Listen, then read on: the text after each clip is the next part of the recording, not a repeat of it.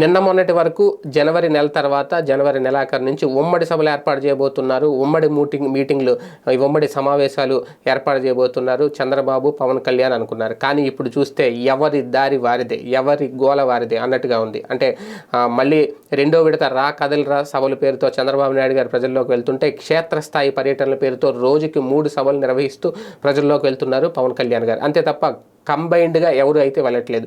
వారాహి వాహనం వేసుకొని అందరూ కలిసి వెళ్తారనుకున్నారు, కానీ ఇప్పుడు అదేం లేదు, ఎవరి దారి వారిదే అన్నట్టుగా ఉంది. దీని వెనక ఏమన్నా అతిపెద్ద కారణం ఉందా, లేకపోతే ఎవరి ప్రచారం వాళ్ళు చేసుకుంటున్నారా? మిత్రులైపోయారు, పొత్తులు పెట్టేసుకున్నారు.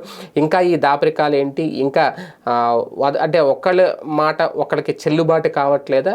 ఎవరి పెత్తనం వారిదే అన్నట్టుగా, ఎవరి నిర్ణయం వారిదే అన్నట్టుగా ఈ కూటమిలో ఉందా? అందుకే ఇంకా సీట్ల విషయం తేల్చట్లేదు అనేది టీడీపీ కార్యకర్తలు కూడా ఇంకా చెవులు కొరుక్కుంటున్నారు. ఇంకెప్పుడు సీట్ల విషయం తేలుస్తారు, ఇంకెప్పుడు ఈ పొత్తుల లెక్కలు తేల్తాయి, ఈ పొత్తుల పంపకాలు తేల్తాయి అనేది. ఆలస్యం అమృతం విషయం అన్నట్టు ఆలస్యం చేసే కొద్దీ నాయకుల్లో నిరుత్సాహం పెరిగిపోద్ది.